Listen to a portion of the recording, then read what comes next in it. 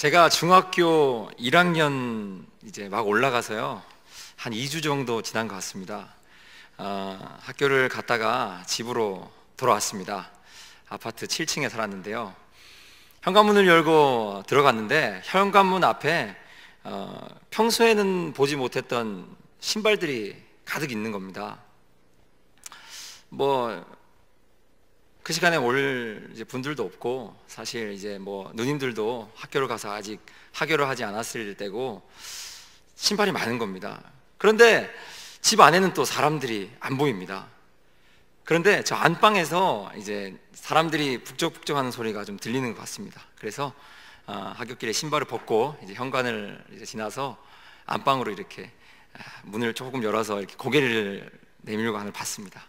봤는데 안방 한 가운데에 그때 제 생각으로는 그랬습니다. 제 생각으로는 그 주먹만 했던 것 같아요. 주먹보다 좀 더 컸나? 그런데 아가가 이제 안방 가운데에 이제 누워 있는 겁니다. 그래서 옆에 이제 계시는 권사님들께서 이제 그 아가를 돌보기 위해서 까치발로 이렇게 왔다 갔다 분주하게 지내고 계시는 겁니다. 제 동생입니다. 제 동생이 제가 중학교 1학년 때 태어났습니다. 태어나서 저하고 14살 차이가 나고 저희 위로 또 누님이 두 분 계시는데요. 그때 제 동생이 태어나고 나서 저희 가정에 많은 변화가 있었습니다. 물론 이제 여러 가지 변화가 있었겠지만 그 중에서도 제가 느끼기에 가장 큰 변화라고 느낀 것은 저희 아버지였습니다. 저희 아버지는 경상도 사나이 중에 경상도 사나이입니다. 예, 말이 없으십니다. 예, 무뚝뚝하시고요. 정말로 그 농담치레하는 것처럼 듣던 밥 먹자, 자자, 이게 답니다. 예. 그 정도로 말수가 없으셔서 활발한 저희 어머니는 항상 답답해 하십니다. 예. 그렇게 그때 저희 아버님께서 44이셨는데요. 그렇게 묵뚝뚝하셨던 아버지께서 또 교회에서도 이렇게 목회를 하시면서 기쁜 일도 있지만 또 어려운 일도 있었고 또 지침도 있었습니다. 그런데 아버님께서 무뚝뚝하시고 지쳐 보이던 아버지께서 저희 아버지는 일주일에 한 번 정도, 길면 한 달에 한 번 집에 들어올 때도 있으셨습니다. 교회에 계셨는데요. 집에 들어오는 이 횟수가 점점 많아지는 겁니다. 이틀에 한 번 들어오고 하루에 한 번 들어오고, 또 들어와서 문을 열고 지친다 할지라도 다시 제 동생을 보면 스마일 하는 겁니다. 기쁨이 찾아온 겁니다. 그 미소를 시작으로 저희 가정에 행복이 찾았습니다. 물론 이전에도 행복했습니다. 더 큰 행복이 찾아온 것 같습니다. 마치 그렇게 제가 단정 지을 수는 없지만 저희 아버지 모습을 보면서 우리 아버지가 정말 제 동생의 이름이 이레입니다. 여호와 이레 할 때 이레인데요, 이레 때문에 살아가는 것 같다, 이런 생각이 들 정도로 아버지가 행복해지셨습니다. 저희 가족도요. 그렇게 이제 학창시절을 보내고 저도 이제 군대를 갔습니다. 군대를 갔는데, 군대를 가면은 이제 훈련을 받지 않습니까? 그러면 훈련이 힘듭니다. 예. 그리고 또 선임들과 또 상관들과 함께 하는데 어려움이 있습니다. 물론 이제 좋으신 분들 계신데 또 어려울 때도 있었어요. 그렇게 어려울 때, 힘들 때에 저는 이제 주머니에서 이제 예쁜 여자친구가 아닌 제 동생 사진을 저는 꺼내서 이렇게 봤습니다. 너무 예쁜 동생을 보면서 그때가 한 6살, 7살쯤 됐었는데요, 보면서 힘을 얻곤 했습니다. 마치 이 동생이 제 삶을 살아가게 하는 힘이 되는 것처럼요, 그런 생각이 들었습니다. 그만큼 예쁘게도 커졌고 저희 가족들도 많이 사랑해 줬습니다. 그런데 그렇게 우리의 삶에 힘이 되는 것 같았던 제 동생이 지금까지도 저희 아버지에게 슈퍼파워가 될까요? 제 삶 속에서도 어렵고 힘들 때 제 주머니 속에서 제 동생 사진을 이렇게 꺼내서 볼까요? 그렇진 않은 것 같더라고요. 그 동생이 태어나서 행복하고 기쁘고 미소 지었던 그 삶도 제 동생이 이렇게 자라나는 그 아기 때, 그때가 가장 이제 좋았던 것 같습니다. 지금은 또 제 아내를 바라보면 또 기쁩니다. 네. 그렇게 인생 속에서 찾았던 그 기쁨은 바뀌더라고요. 변하더라고요. 영원할 것 같았는데 지나고 나서 보니까 그 힘으로 사는 것이 아니고 그저 그 한순간의 기쁨이었다는 생각이 들더라고요. 여러분은 삶 속에 어떤 곳에서 힘을 얻고 살아가십니까? 또 한 걸음 더 나아가서 그리스도인으로서 여러분 삶 속에서 어디에서 힘을 얻고 이 인생을 살아가고 계십니까? 군대에서 훈련한 같이 힘든 이 삶 속에서 우리가 의지할 것이 없으면 우리는 자빠지고 넘어지고 쓰러지고 말 것입니다. 오늘의 이 본문의 말씀을 통하여서 우리 그리스도인들이 무엇으로 살아가는지를 확실하게 깨닫고 삶 속에서 은혜로 믿음으로 살아가는 그런 놀라운 은혜가 우리 가운데 있기를 간절히 소망합니다. 할렐루야, 아멘. 오늘의 본문의 말씀은요, 바울이 갈라디아 교회에 보내는 편지입니다. 이 편지를 쓰는 겁니다. 그런데 이 편지를 쓰면서 편지를 쓰는 내용 안에 예전에 생각해보니 안디옥에서 있었던 사건이 생각난 겁니다. 그래서 그 안디옥에 있었던 사건을 갈라디아 교회에 보내는 편지에다 쓴 겁니다. 예전에 안디옥에서 베드로가 조금 이제 책망받을 만한 잘못한 일이 한 적이 있습니다. 그래서 그 사건이 생각나서 갈라디아 교회에 편지를 쓰면서 거기 담은 것입니다. 그 내용은 오늘 본문의 내용인데요, 내용은 이러합니다. 바울과 또 안디옥 교회의 지도자급인 우리 바나바, 그리고 그곳에서 신앙생활을 하는 그 이방 성도들이 함께 모여있는 그 안디옥 교회에 베드로가 찾아옵니다. 말씀에서는 게바라고 되어 있는데요, 베드로가 찾아옵니다. 그래서 함께 둘러앉아서 식사를 하는 중입니다. 식사를 하는 자리에서 지금 보면 바울, 그리고 바나바, 그리고 이방 성도들, 그리고 우리 베드로, 이렇게 같이 앉아서 식사를 하고 있는 중입니다. 그런데 식사를 다 같이 하고 있는 중에 밖에서 소식이 들려왔습니다. 소식이 들려왔는데 예루살렘에서 야고보가 보낸 어떤 이들이 지금 오고 있다는 겁니다. 그러니까 이 소식이 들려오니까 밥을 먹던 베드로가 갑자기 밥을 먹다 말고 자리에서 일어나는 겁니다. 그래서 밥을 안 먹은 것처럼 뒤로 물러나는 겁니다. 근데 이 모습을 보고 있던 그 안디옥 교회 지도자급인 바나바도 똑같이 일어나서 밥을 안 먹은 척 뒤로도 물러나는 겁니다. 여기서 끝이 나지 않고 거기 앉아있던 성도들도 일어나서 밥을 안 먹은 척 하고 있는 겁니다. 이 이상한 상황이지 않습니까? 갑자기 다 밥을 한창 먹고 있다가 밖에서 소식이 들려왔을 뿐인데 그 소식이 무엇이길래 모두가 일어나서 밥 먹던 그 식사의 자리에서 안 먹은 척 하는 겁니다. 다 먹은 것이 아니고요, 먹고 있는 중이에요.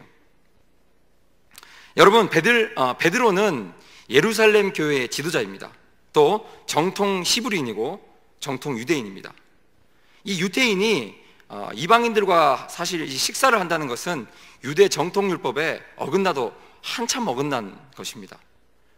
그러니까 사실상 이 유대인들이나 할례자들이, 율법주의자들이 보기에는 베드로가 이방인들과 식사를 한다? 이거는 굉장히 부끄러운 일입니다.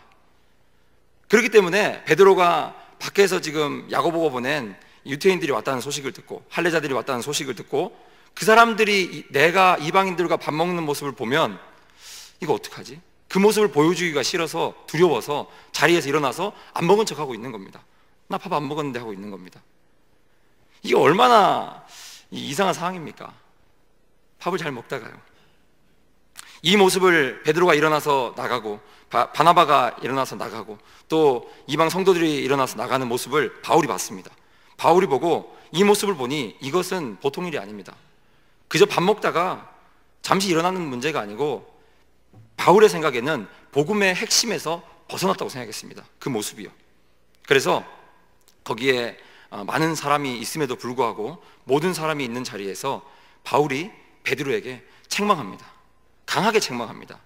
이렇게 책망합니다. 베드로 당신은 어떻게 유태인처럼 당신은 살지도 않았으면서 왜 이방 성도들에게는 유태인처럼 살으라고 하느냐? 이게 말이 되느냐? 당신이 그렇게 살아야 될 거 아닌가? 이렇게 강하게 책망하는 겁니다. 사실 이 바울이 베드로를 책망한다는 것은 인간적인 모습으로 보기에는 있을 수가 없습니다. 여러분, 베드로는 예수님의 수제자입니다. 그리고 바울은 베드로의 입장에서 보면 아직 신참입니다. 예. 한참 어려도 한참 밑에 있는 후배입니다. 근데 후배가 모든 사람이 보는 자리에서 강하게 책망하면서 너 그럴 수가 있느냐? 네가 그렇게 살지 않으면서 왜 이 성도들한테 그렇게 살으라고 하느냐라고 강하게 책망하고 있는 모습입니다. 인간적으로는 당연히 무례해 보일 수도 있겠습니다. 하지만 상황에 개의치 않고 강력하게 책망한 이유는 베드로의 그 모습이 복음의 핵심 가치를 무너뜨리는 아주 위험한 행동이었기 때문입니다. 여러분, 본문의 12절에는 베드로가 식사를 하는 중이다, 이렇게 나와 있습니다. 여러분들 모두가 아시듯이 베드로는 사도행전 10장에 보자기 환상을 통해서 하나님께서 이방인들과 함께 지내기를 원하셨습니다. 그래서 그 이후로 이방인들과 식사하는 것이 자연스러웠습니다. 습관적으로 자연스럽게 식사를 계속 해오고 있던 중입니다. 그리고 오늘 또 식사를 그렇게 하고 있었고요.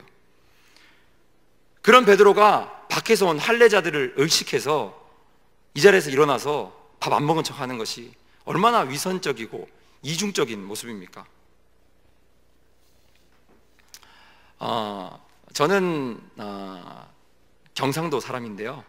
20살이 되면서 학교로 이제 대학으로 이제 고향에서 떠나와서 결혼 전까지 객지 생활을 했습니다. 계속해서 이제 혼자 살았었는데요. 20살이 되어서 부모님 교회, 또 부모님이 계신 고향, 또 우리 형제들이 있는 곳을 떠나서 밖으로 저 혼자 나오니까 행복했습니다. 즐거웠습니다. 자유가 왔습니다. 네, 이보다 큰 자유가 있는지 저는 몰랐습니다. 뭐 그렇다고 해서 제가 뭐 이렇게 뭐 방탕한 생활을 사는 건 아닌데요. 그저 그 20살짜리 갓 고등학교를 졸업한 이 20살짜리가 누릴 수 있는 자유, 뭐 늦게 자기, 뭐 늦게 일어나기, 뭐 아무거나 먹기, 아무 때나 먹기, 뭐 이런 게 자유가 아니겠습니까?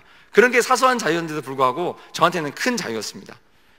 그 자유 가운데서 저는 행복했습니다. 행복하게 하루 이틀 또 사흘 나흘을 이렇게 지내다가 이게 한 단계 자유가 업그레이드 됐습니다. 그래서 한번 학교도 한번 지각해 보기도 하고, 네, 조금 뭐 이제 학교 늦게 가기도 해보고, 조금 이제 지켜야 될 이런 선도 조금 넘어가 보는 겁니다. 네. 그렇게 지내다 보니 자유가 제 삶 속에서 깊이 내려앉은 겁니다. 그러니까 이 자유가 넘지 말아야 할 선까지 넘어들게 되는데요. 이런 생각이 들었습니다. 수요 예배, 뭐 수예배는 뭐 안 갔습니다. 수예배 가봤자 뭐, 예, 좀 멀기도 하고 가봤자 뭐 여기 몇 분 앉아 계신데 내가 가서 뭐 크게 변하는 것도 아니고 수예배는 뭐 안 갔죠. 금요기도회? 금요기도회 때는 다들 이렇게 신나게 노는데 제가 그 교회를 갈 수 있겠습니까? 자유를 누려야죠. 가지 않습니다. 새벽기도는 뭐 애초부터 안 갔고요. 네. 그래도 저는 이 신앙생활을 했었기 때문에 주일에는 가야겠다. 당연히 주일에는 가야죠. 주일에는 한 번만 가면 됩니다. 예, 청년부 예배 그거 한 번만 가면은 내 본분을 다 했다, 이렇게 좀 안심이 됩니다. 그렇게 제가 살아가고 있더라고요. 신앙생활까지도 무너지고 있더라고요. 자유가 좋은 것이고 기쁜 것이라고 잠시 잠깐 생각했었는데 또 잠시 잠깐 눈을 들어 뒤를 돌아보니까 자유가 넘어서서 제 삶의 방종으로 와 있더라고요. 어떨 때는 주일 아침에 눈을 떠서 교회를 가야 되나? 이런 생각이 드는 겁니다. 더 갈 데가 없는 겁니다. 밀려가다 보니까요. 더 넘어가면 방탕하겠더라고요. 그런 제 삶 속에서 저를 돌아보게 되는 겁니다.